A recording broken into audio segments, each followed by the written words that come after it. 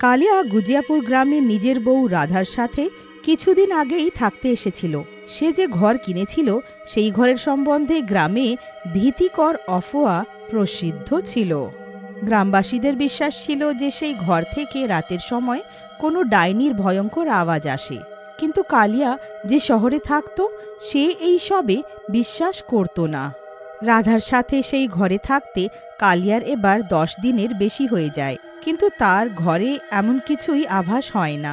একদিন কালিয়া নিজের বউ রাধাকে বলে, গ্রামবাসী না কি অশিক্ষিত রে ভাই। যখন নতুন এসছিলাম কেমন ভয় পাওয়াচ্ছিল, যেন ডাইনি আমাকে আজ রাতেই মেরে ফেলবে। আপনি ঠিক বলছেন গো, আমি তো অনেক ভয় পেয়ে গিয়েছিলাম। আমি ভয় পাচ্ছিলাম যদি সেই ডাইনিটা আমার সন্তানের কোনো ক্ষতি করে দেয়। রাধা আর কালিয়ার একটা ছেলে ছিল, আদরে তারা তাকে আপাচে বলে ডাকত। রাধার কথা শুনে কালিয়া হেসে বলে, ঠিক আছে, আমি গিয়ে একটু টিভি দেখে আসি। ওগো কতবার বলেছি যে বই দেখো না। তুমি যখন বই দেখো পরের দিন তার ক্যারেক্টারের কথা বলো। বউয়ের কথা শুনে হেসে কালিয়া ওখান থেকে চলে যায়।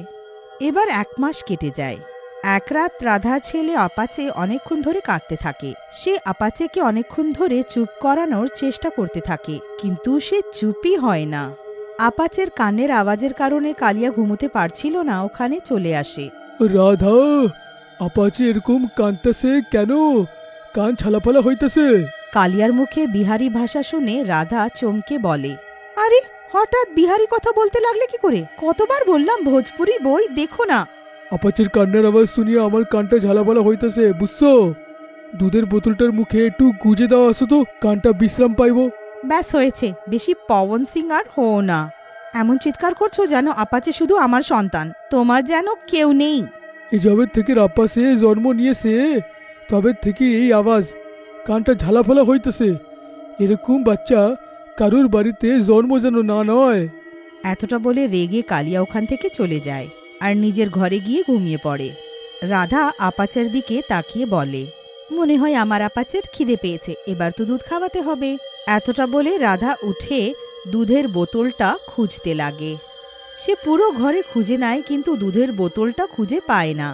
আর এদিকে আপাচে গলা ফাটিয়ে কাঁদতে থাকে। এইটা দেখে রাধা মনে মনে বলে, এবার আমার কানেও ব্যথা হচ্ছে, কোথায় যে গেল দুধের বোতলটা। রাধার নজর একটা বন্ধ কামরার উপরে পড়ে। তারা যবে থেকে ওই ঘরে থাকতে এসেছিল তখন থেকেই সেই কামরাটা তারা খোলেনি। রাধা হঠাৎ সেই কামরার দিকে হাঁটতে লাগে। ও সেই কামরাটা খুলে দেখে।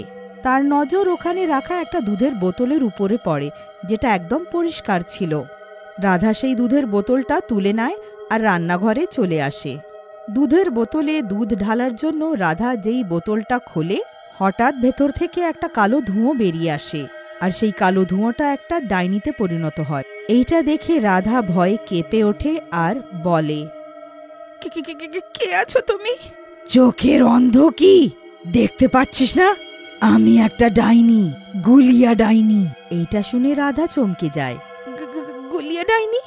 বোকা, আমি যখন জীবিত ছিলাম তখন আমার নাম গুলিয়া ছিল, এখন আমি ডাইনি, তাই আমি গুলিয়া ডাইনি। বহু বছর ধরে আমি এই দুধের বোতলে বন্ধ ছিলাম, এবার মুক্ত হয়েছি, কাউকে ছাড়বো না। এতটা বলে ডাইনি রাধাকে মেরে ফেলে আর তার রক্ত দুধের বোতলে ঢেলে খেয়ে নেয়। তখনই ওখানে কালিয়া আসে। ডাইনিকে দেখে কালিয়ার অবস্থা খারাপ হয়ে যায়। গুলিয়া ডাইনি কালিয়াকেও মেরে ফেলে আর তাদের মৃতদেহ ঘরের বাইরে ফেলে দেয়। আর তাদের কাঁদতে থাকা আপাচেকেও বাইরে ফেলে রেগে বলে, এটা আমার ঘর, এখানে আমি ছাড়া আর কেউ থাকবে না, আর এবার এই সারা গ্রামে আমি ছাড়া আর কেউ থাকবে না। পরের দিন গ্রামবাসীরা কালিয়া আর রাধার শব তাদের ঘরের বাইরে পায়, আর তাদের ছেলে আপাচেও কাঁদতে থাকে। গ্রামের প্রধান ভয়ে লোকেদের দিকে তাকিয়ে বলে, গ্রামবাসীরা, শহরের বাবুকে অনেক বুঝিয়েছিলাম কিন্তু মানেনি, দেখো নিজেও মরে গেল আর স্ত্রীও। তখনই ওখানে রাঙ্গা নামের একটা যুবক বেরিয়ে এসে প্রধানকে বলে, প্রধান বাবু, এটা বুঝছি না যে ডাইনি বাচ্চাকে কেন মারলো না। রাঙ্গা এতটা বলে তখনই প্রধান রেগে রাঙ্গার দিকে এগিয়ে আসে আর তাকে জোরে একটা থাপ্পড় মেরে বলে, আরে তো তুই কি চাইছিলিস? ডাইনি বাচ্চাকেও মেরে ফেলুক? তখনই ওখানে ৮০ বয়সী বিধবা চম্পাতাই এসে বলে, আমার ভয় হচ্ছে সেই ডাইনিটা আমাদের সবাইকে মেরে যেন খেয়ে ফেলে না। তাড়াতাড়ি কোনো সাধু বা তান্ত্রিককে ডাকো। প্রধান রেগে চম্পা কাকির দিকে তাকিয়ে বলে, চিন্তা করো না চম্পা কাকি, ডাইনি তোমায় খাবে না। বিয়ের পর তো তুমি নিজের বরকে নিজেই খেয়ে ফেলেছ, ৮০ বছরের শ্বশুর শাশুড়িকেও খেয়ে ফেললে। ওরে প্রধান, কি আবোল তাবোল বলছিস? আমার স্বামী ৮০ বছরের ছিল, আর আমার শ্বশুর শাশুড়ি যখন মারা যান তখন তাদের বয়স ১০০ বছরের বেশি ছিল। আরে সেটাই তো বলছি, তুমি ৯০ বছরের, ডাইনি তোমাকে খেয়ে হজম করতে পারবে না। প্রধান কালিয়ার আত্মীয়দের খবর করে দেয়। তাদের আত্মীয় আপাচেকে ওখান থেকে নিয়ে যায়। সেই দিনই প্রধান একটা তান্ত্রিককে ডাকে, আর তান্ত্রিক সেই ঘরের বাইরে তন্ত্রমন্ত্র পড়তে লাগে। তখনই ওখানে একটা কালো ধোঁয়া চলে আসে, আর সেই ধোঁয়াটা একটা ডাইনিতে পরিবর্তিত হয়। সাধুতান্ত্রিক ডাইনিকে দেখে রেগে বলে, কে রে তুই? আমি গুলিয়া ডাইনি। তুই কালিয়ার ওর স্ত্রীকে কেন মারলি? এখন কেবল তাদেরকে মেরেছি, ধীরে ধীরে করে আমি সব গ্রামবাসীকে শেষ করে দেব। এইটা শুনে তান্ত্রিক রাগান্বিত হয়ে বলে, তোর গ্রামবাসীদের সাথে কি এমন শত্রুতা আছে? এটার কারণ আমার দুঃখ ভরা কাহিনী। তাহলে আমিও শুনি তোর দুঃখের গল্প। ডাইনি নিজের দুঃখ ভরা কাহিনীটা শোনায়। ৩০ বছর আগে গুজিয়াপুর গ্রামে অনেক বছর আগে আন্তিয়া নামের একটা উকিল ছিল। বিয়ের ২ বছর পর আন্তিয়া জানতে পারল যে তার স্ত্রী গুলিয়া মানসিকভাবে অসুস্থ। একদিন আন্তিয়া যখন ঘরে ফেরে তো দেখে যে তার বউ একটা পুতুলকে বাচ্চার দুধের বোতল দিয়ে দুধ খাওয়ানোর চেষ্টা করছে। আলে আমার ছোট্ট সোনা, সকাল থেকে খালি পেট আছে। নে দুধ খেয়ে নে। দুধ খাচ্ছিস না কেন? খেয়ে নে। এইটা দেখে আন্তিয়া রেগে যায়। রেগে সে গুলিয়াকে বলে, আমার কপাল পুড়েছে তোকে বিয়ে করে, ইচ্ছে করছে তোর পরিবারের বিরুদ্ধে কেস করে দিই। আসতে বলো গো, তুমি কি দেখতে পাচ্ছ না আমার ছেলে দুধ খাচ্ছে? আরে মূর্খ মহিলা, সারাদিন প্লাস্টিকের বোতলটায় মুখে গুজে রাখিস, মনে হয় এর ভেতরে তোর প্রাণ আছে।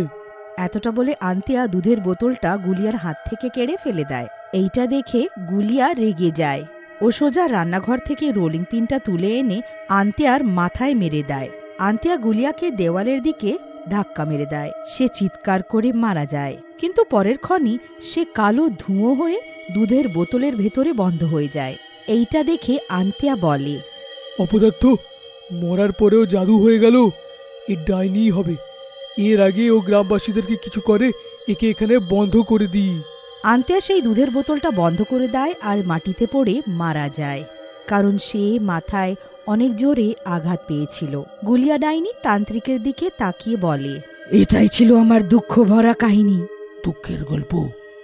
মূর্খ পাগল মহিলা, নিজের বরকে মেরে নিজের ডাইনি হয়ে গেলি। এইটা শুনে গুলিয়া ডাইনি অনেক রেগে যায়। এবার তোরা সব মরার জন্য তৈরি হয়ে যা। তখনই তান্ত্রিক মন্ত্র পড়ে আর গুলিয়া ডাইনির শরীরে আগুন ধরে যায়। ছাড় আমাকে। এটা কি করছিস তান্ত্রিক? না, অনেক বছর আগে তোর বর তোকে দুধের বোতলে বন্ধ করে তখন সঠিক করেছিল, কিন্তু আমি না না না না সেই ভুলটা করব না, তোকে আমি শেষ করে ফেলবো। কিছুক্ষণেই ডাইনি পুড়ে ছাই হয়ে যায় আর গ্রামবাসীরা গুলিয়া ডাইনি থেকে ছাড়া পায়। গুলিয়া ডাইনির হাত থেকে তান্ত্রিক সবাইকে বাঁচিয়ে নেয়।